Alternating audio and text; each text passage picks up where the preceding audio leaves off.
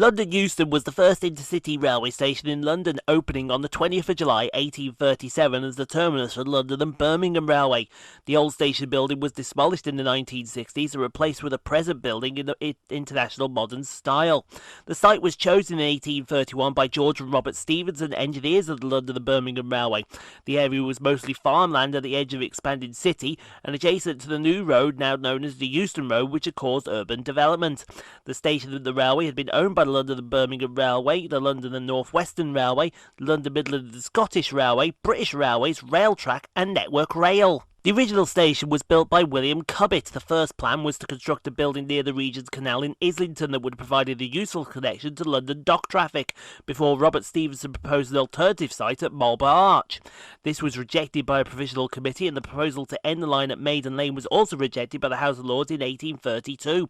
A terminus at Camden Town was announced by Stephenson the following year, receiving royal assent on the 6th of May, before an extension was approved in 1834, allowing the line to reach Euston Grove. Initial services were free outward and free inbound trains, each reaching Boxmoor in just over an hour. On the 9th of April 1838, these were extended to a temporary halt at Denby Hall near Bletchley, providing a coach onto Rugby. The permanent link to Curzon Street Station in Birmingham opened on the 17th of September 1838, covering the 112 miles in around 5.5 hours. The final gradient from Camden Town to Euston involved a crossing over the Regent's Canal that required a gradient of 1 in 68. Because steam trains could not climb such an ascent, they were cable hauled on the down line towards Camden until 1844, after which they used a pilot engine. The LBR's Act of Parliament prohibited the use of locomotives in the Euston area, following concerns of local residents about noise and smoke from the locomotives toiling up the incline. The station building was designed by a classically trained architect, Philip Hardwick, with a 200-foot-long train shed by structural engineer Charles Fox. It had 200 420-foot-long platforms, one in each for departures and arrivals. The main entrance portico, known as the Euston Arch, was also by Hardwick, and designed to symbolise the arrival of a major new transport system, as well as being seen as the gateway to the north. It was 72 feet high and supported by 44 foot and 2 inch by 8 foot 6 inch hollow Doric propylonium columns made by Framley Fallstone, the largest ever built. It was completed in May of 1838 and cost £35,000. The first railway hotels were built in London, and they were built at Euston. 2 hotels designed by Hardwick opened in 1839, located either side of the arch. The Victoria on the west had basic facilities, while the Euston on the east was designed for first-class passengers. The station grew rapidly as traffic increased. Its workload increased from handling 2,700 parcels a month in 1838 to 52,000 a month in 1841. By 1845, 140 people were working there, and the trains began to run late because of a lack of capacity.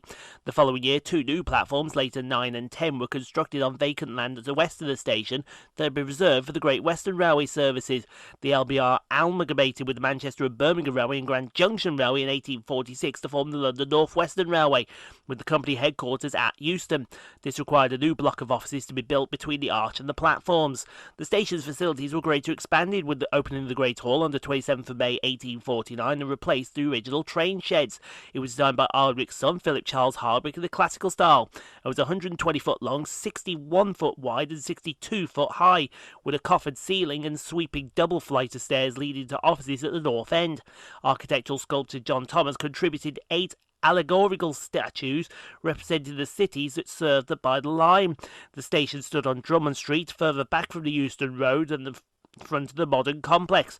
Drummond Street now terminates at the side of the station, but ran across the front.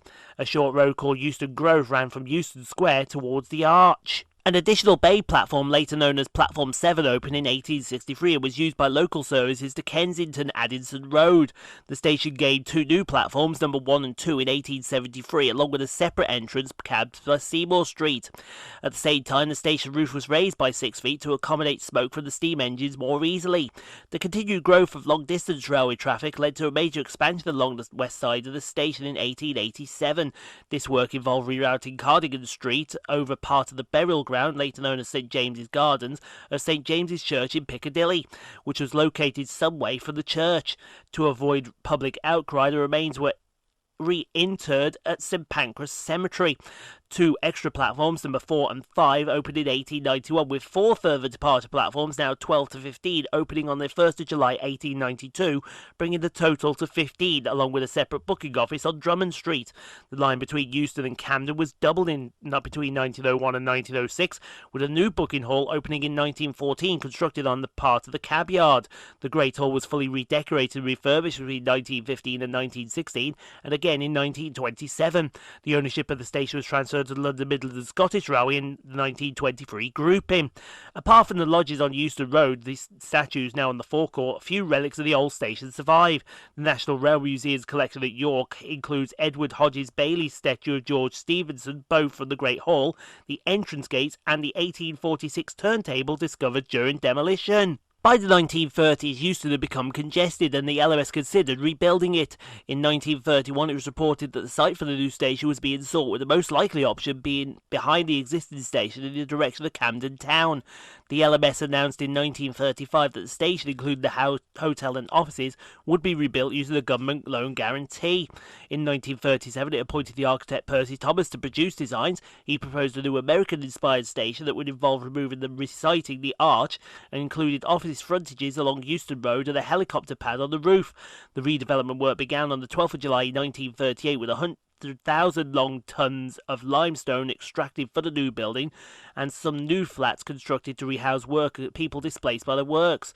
The project was shelved indefinitely because of World War II. The station was damaged several times during the Blitz in 1940. Part of the Great Hall's roof was destroyed and a bomb landed between platforms 2 and 3, destroying offices and part of the hotel. By the 1950s, passengers considered Euston to be squalor and covered in soot, leading to a full decoration and restoration in 1953, including the removal of the inquiry kiosk in the middle of the Great Hall. Ticket machines were now modernised. The arch was now surrounded by further property development kiosks and was in need of restoration. British Railways announced a full, complete rebuild of Euston that could accommodate a fully electrified West Coast main line in 1959. Because of the restricted layout of the track and tunnels at the northern end of the station, enlargement could only be accomplished by expanding southwards over the area occupied by the Great Hall and the Arch. Consequently, the London County Council were given notice that the Arch and Great Hall would be demolished, which was granted on the proviso that the Arch be restored and resited. This would financially be unviable, but as British Railways estimated the cost to be at least £190,000. The arch demolition was formally announced by the Minister of Transport Ernest Marples in July of 1961, but drew immediate objection from the Earl of Euston, the Earl of Ross, and John Betjeman.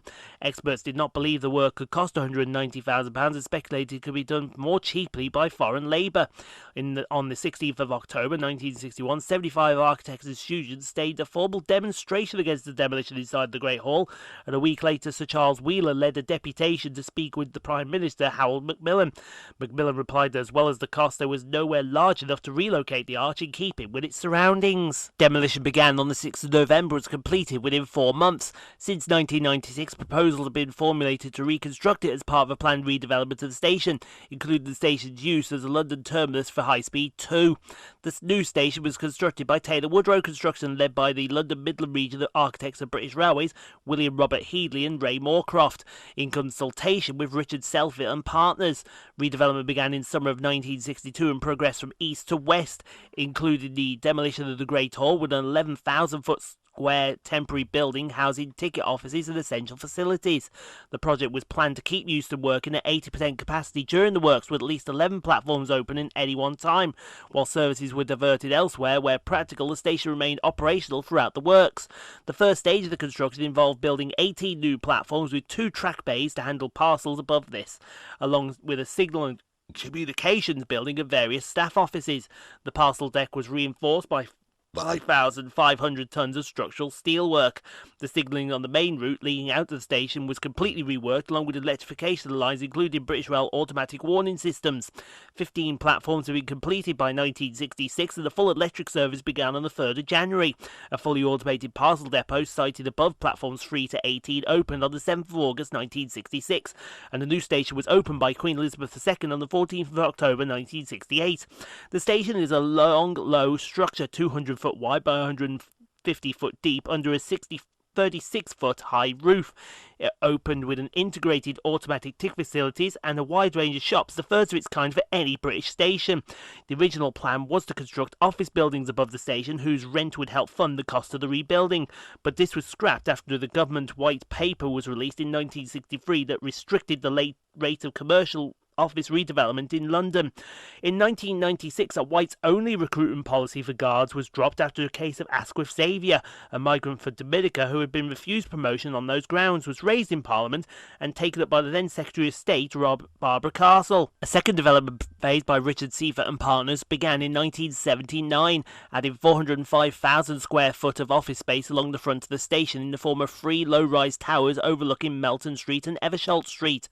The offices were occupied by British Rail, then Railtrack, and finally by Network Rail, which has now been vacated, but a small portion of one of the towers. These buildings are in a functional style, with the main facing material being polished dark stone, complemented by white tiles, exposed concrete and plain glazing. The station had a single large concourse separated from the train shed. Originally there were no seats installed there to deter vagrants and crime, but these were added following complaints from passengers. A few remnants of the older station remain: 2 Portland stone entrance lodges and a war memorial.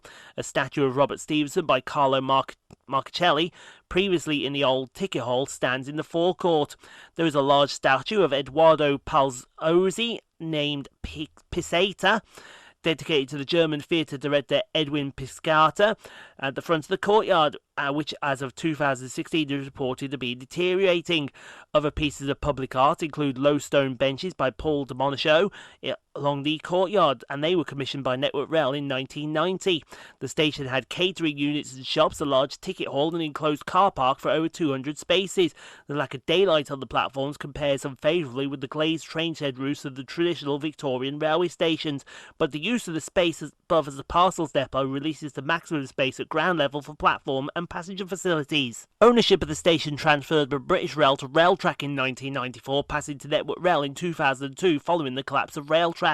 In 2005, Network Rail was reported to have long-term aspirations to redevelop the station, moving the 1960s buildings and providing more commercial space by using an air rights above the platform. In 2007, British Land announced it had won the tender to demolish and rebuild the station, spending some £250 million of its overall redevelopment budget of £1 million in the area. The number of platforms would increase from 18 to 21. In 2008, it was reported the arch could be rebuilt, and in September 2011, the demolition plans were cancelled, and ADAS was appointed to give the station a makeover. In July of 2014, the statue of the navigator and cartographer Matthew Flinders, who had circumvented the globe and charted Australia, was unveiled at Euston. His grave was rumoured to lie underneath platform 15 at the station, but had been relocated during the original station reconstruction in 2019, was found behind the station during excavation work for HS2. In March of 2010, the Secretary of State for Transport, Andrew Adonis, announced that Euston was the preferred southern terminus for the planned high-speed 2 line, which would connect to a newly built station near Curzon Street and Paisley Street in Birmingham. This would require expansion to the south and west to create newly sufficiently long platforms. These plans involved a complete reconstruction involving the demolition of 220 Camden Council flats, with half of the station providing conventional train services and the other half new high-speed services. The command paper suggested the rebuilding of the arch and included an artist's impression of it. The station is to have 7 new platforms, dropped with an original plan from 8, taking the total to 23 platforms with 10 dedicated HS2 services and 13 conventional lines at low level. The flats demolished, with the extension would be replaced by significant building work above. The underground station would be rebuilt and connected to the adjacent Euston Square station. As part of the extension beyond Birmingham, the Mayor of London's office believed it was necessary to build a proposed Crossrail 2 line via Euston to relieve 10,000 extra passengers forecast to arrive during the average day. To relieve pressure on Euston during and after rebuilding the high-speed 2 line, HS2 Limited had proposed a diversion of some services to Old Oak Common for Crossrail. This would include 8 commuter trains an hour, originating and terminating between Tring and Milton Keynes Central inclusive. In 2016, the Mayor Sadiq Khan endorsed the plans and suggested that all services should terminate at Old Oak Common, while a more appropriate solution is found for Euston. The current scheme does not provide a direct access between high-speed 2 at Euston and the existing high-speed 1 at St Pancras. In 2015, plans were announced to link the two stations via a travelator service, platforms 17 and 18 closing in May, and June of 2019 for high-speed 2 preparation work. Preparation for the 2019 start of the tunnelling works at Euston Approach was made by the demolition in 2018 of the Euston Downside Carriage Maintenance Depot. In January of 2019, demolition began for the two 1979 office towers in the front of the station in preparation for HS2, demolition finishing on the 20th of December 2020. The third tower at 1 Eversholt Street is not part of these plans. 2 hotels at Cardington Street adjacent to the west of the station were also demolished. On the 21st of August 2019, the Department for Transport ordered an independent review for the project, chaired by the British Rail civil engineer Douglas Oakervey. The Oakervey review was published by the Department for Transport on the 11th of February 2020, alongside a statement from the Prime Minister confirming that HS2 would go ahead in full with reservations. One of those review's conclusions was that the then proposed design for the station rebuild was not satisfactory, and that the management of the whole Euston project is muddled and the current governance arrangements for Euston Station needed to be changed. In summer of 2020, the government asked the chairman of Network Rail, Sir Peter Hendy, to chair an oversight board, and in October of 2020, the Architects Journal reported that over £100 million had already been spent on the engineering and architectural design fees for the new station. And we all know what's going to happen with HS2 now, though, don't. So let's get started here at London Euston with 390-124, departing 10 minutes late with the 14:30 Avanti West Coast service to Glasgow Central.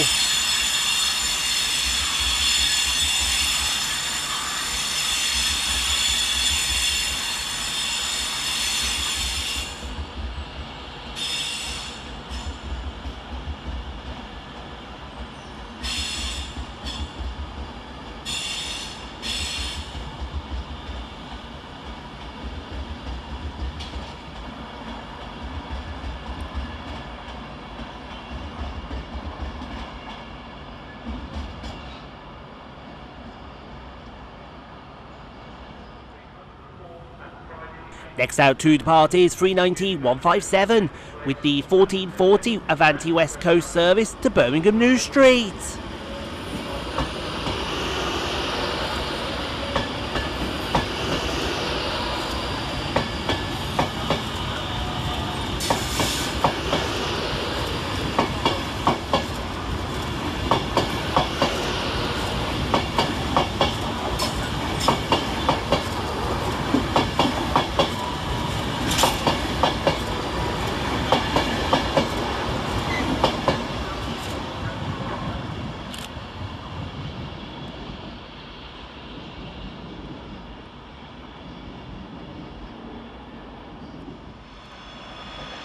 Up next to depart on the far side is 390-129 with the 14:43 Avanti West Coast service to Liverpool Lime Street.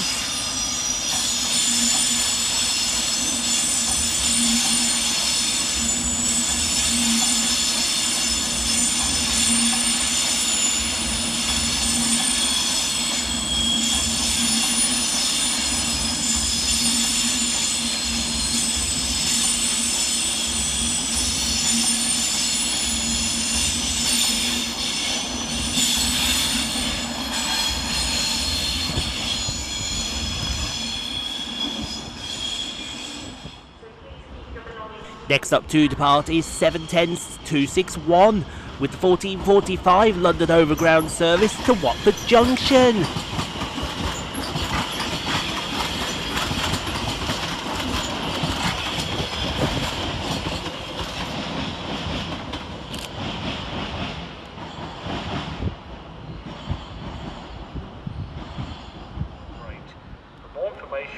Next up to depart is 350-259 and 350-234 with the 1446 London Northwestern Railway service to Crewe.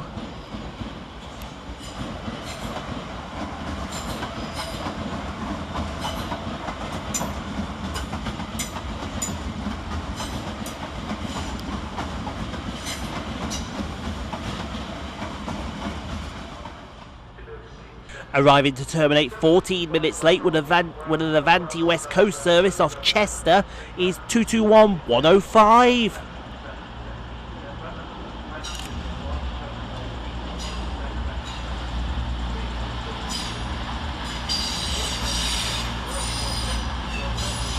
Whilst terminating in front of him with a London Overground service off Watford Junction is 710-379.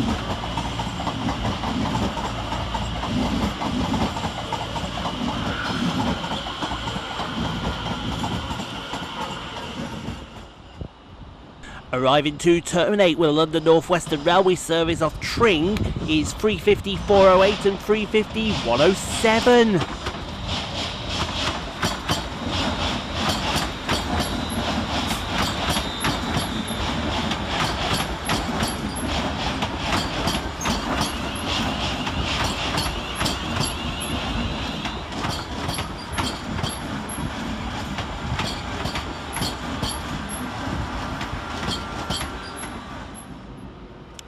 One in, one out now with the departure of 390-009 and the arrival of 350-111. Departed with the 1453 Avanti West Coast service to Manchester Piccadilly via Stoke-on-Trent and terminated under the head code 5 Foxtrot 00 from Bletchley carriage side in 16 minutes late, respectively.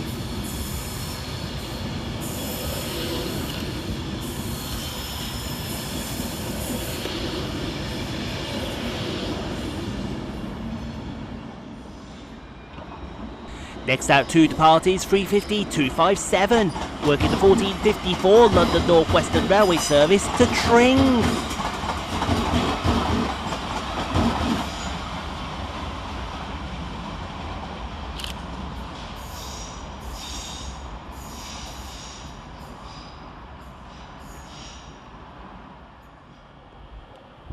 Next up to depart is 350-236 and 350-252 with the 1456 London Northwestern Railway service to Birmingham New Street via Northampton.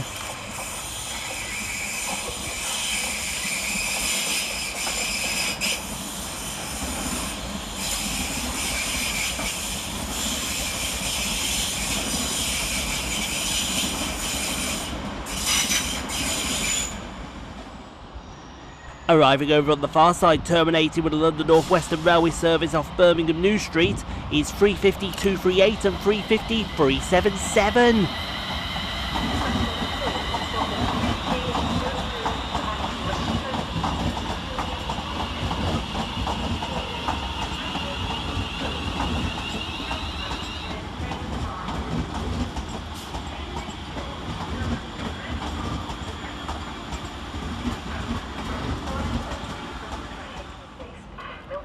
Next out to depart is 710-379, working the 1500 London Overground service to Watford Junction.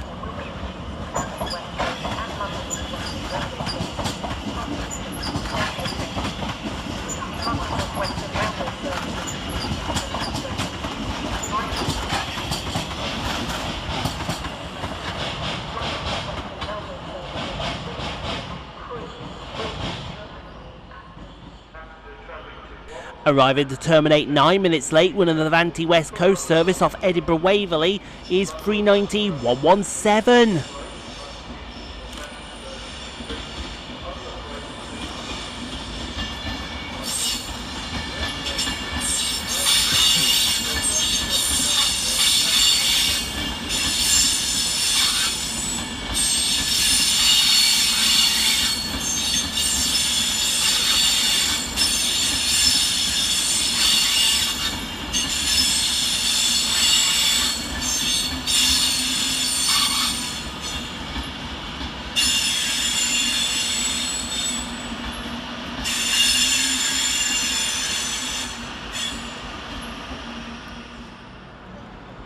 Departing over on the far side is 221105.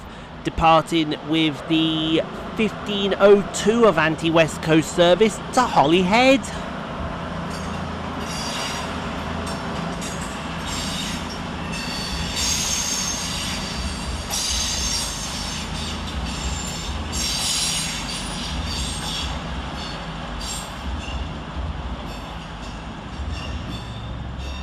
Whilst arriving to terminate with a London Overground service off Watford Junction is 710269.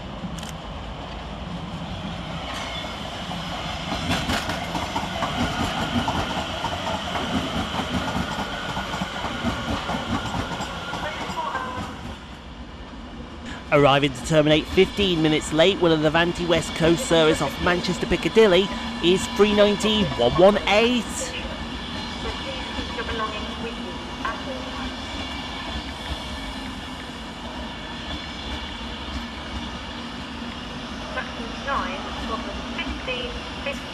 London Euston service to Watford Junction, calling at Southampton, Silver High Road, Queen's Park, Kensal Green, Wilson Junction, Arleston, Stonebridge Park, Wembley Central, North Wembley, South Kenton, Kenton, Harrow and Wilson, Headstone Lane, Back End, Carpenter's Park, Bushey, Watford High Street and Watford Junction.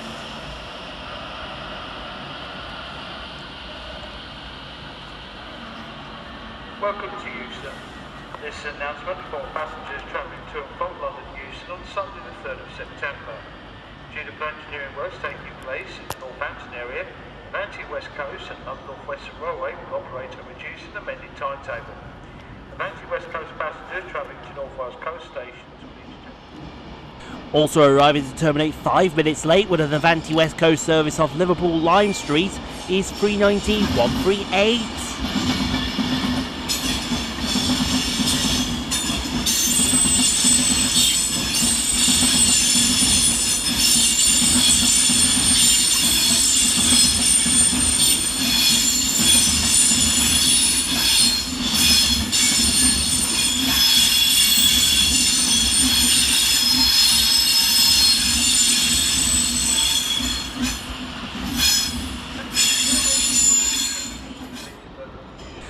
One in, one out now for the arrival of 350-254 and 350-248 and the departure of 350-107 and 350-408. Terminating with a London Northwestern Railway service off Milton Keynes Central and departing with the 1509 London Northwestern Railway service to Milton Keynes Central, respectively.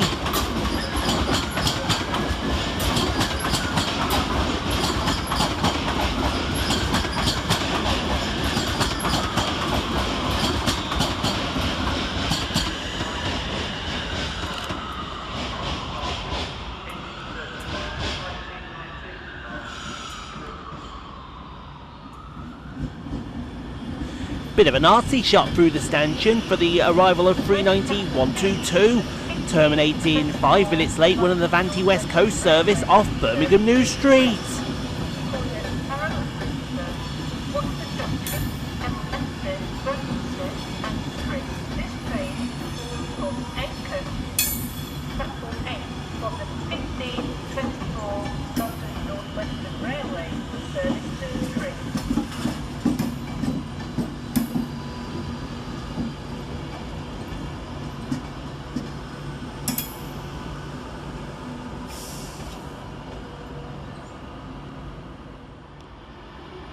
Departing 14 minutes late under the head code 5 Alpha 36 to Wembley Intercity Depot is 390-047.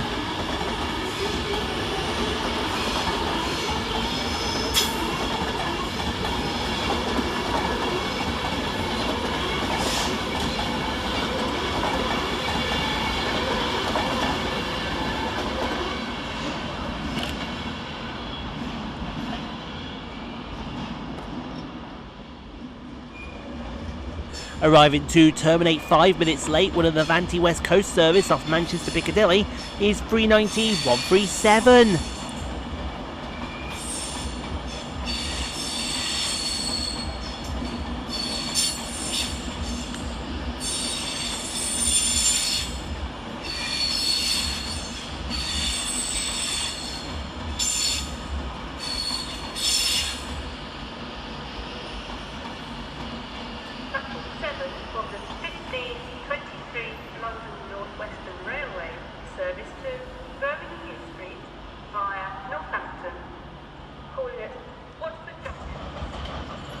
Next out to depart is 710-269 with the 1515 London Overground service to Watford Junction.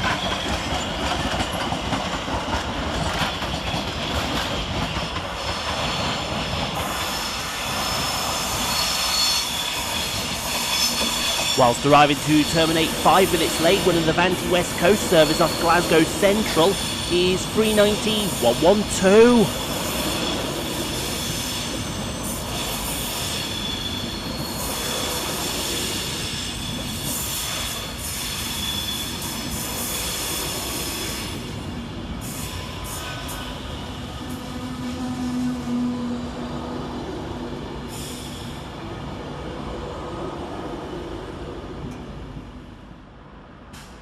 Next out to depart is 390-123 with the 1516 Avanti West Coast service to Glasgow Central via Birmingham New Street.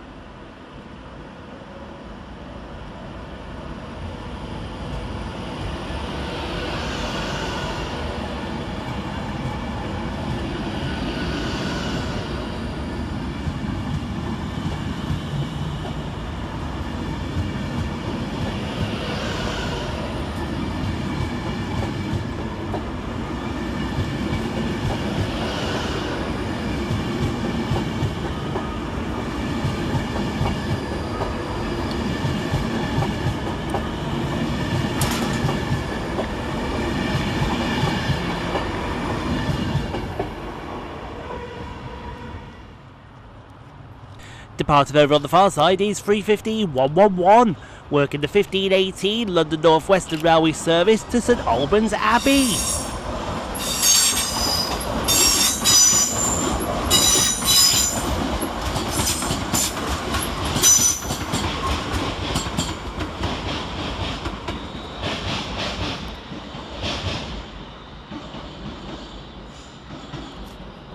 Whilst arriving to terminate with a London Northwestern Railway service off Birmingham New Street is 350-376 and 350-127.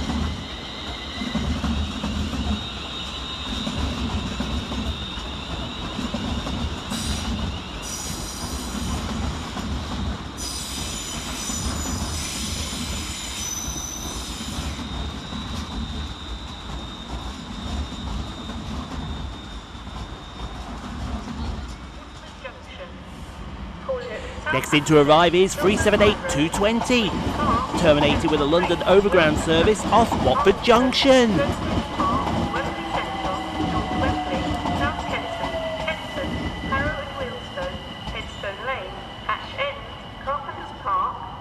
Watford High Street and Watford Junction.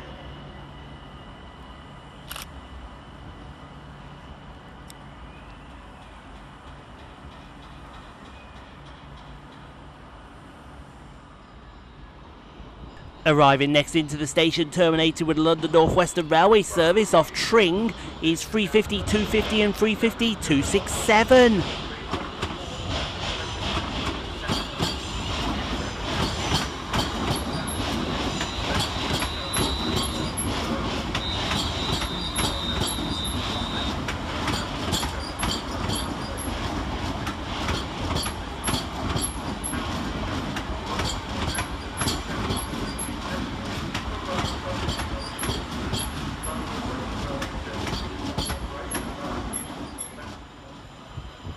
Next out to depart is 350-248 and 350-254 with the 1324 London Northwestern Railway service to Tring.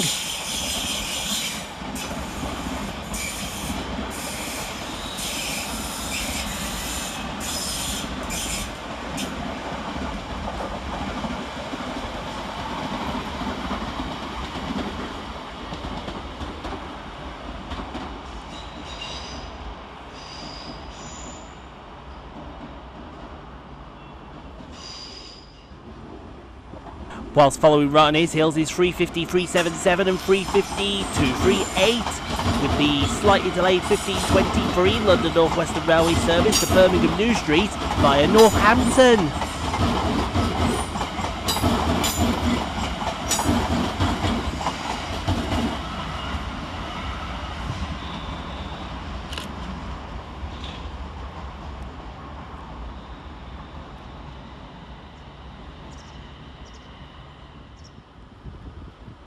Arriving to terminate with a London Northwestern Railway service off Crewe is 350 371 and 350 104.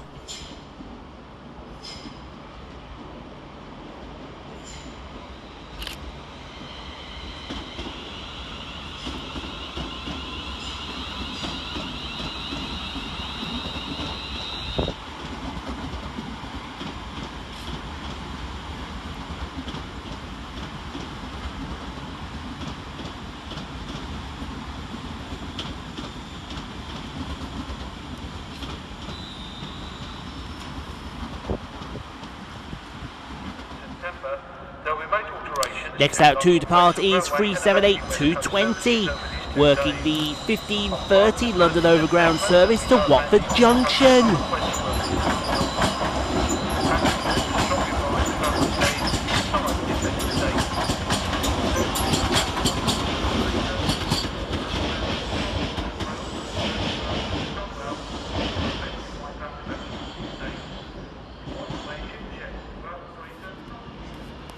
Arriving to terminate 5 minutes late with an Avanti West Coast service off Manchester Piccadilly is 390 020.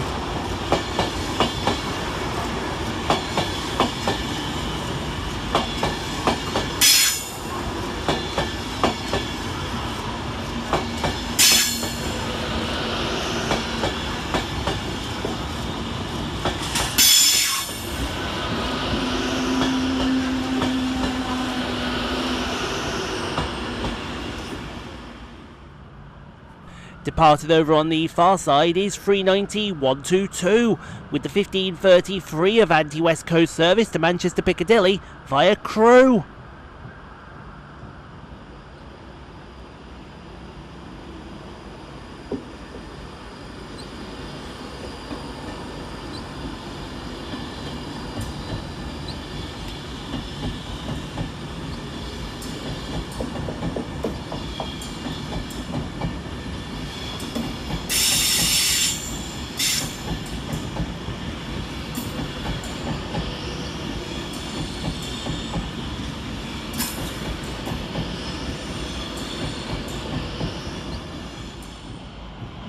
Arriving to terminate with London Overground service off Watford Junction is 710 377.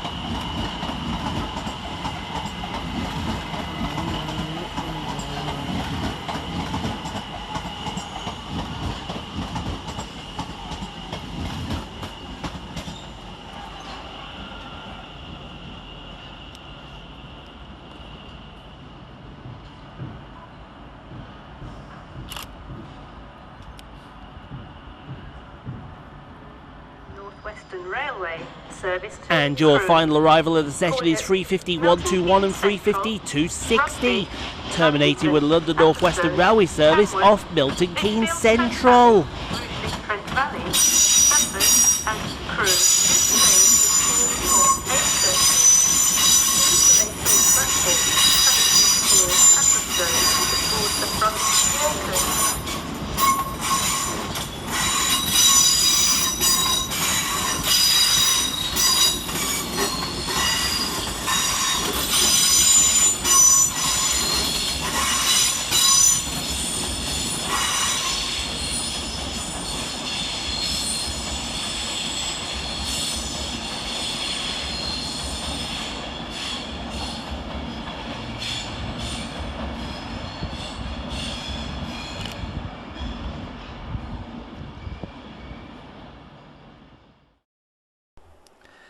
Thank you so much for watching, everyone. If you enjoyed what you saw, click on the 2 videos here at the end screen.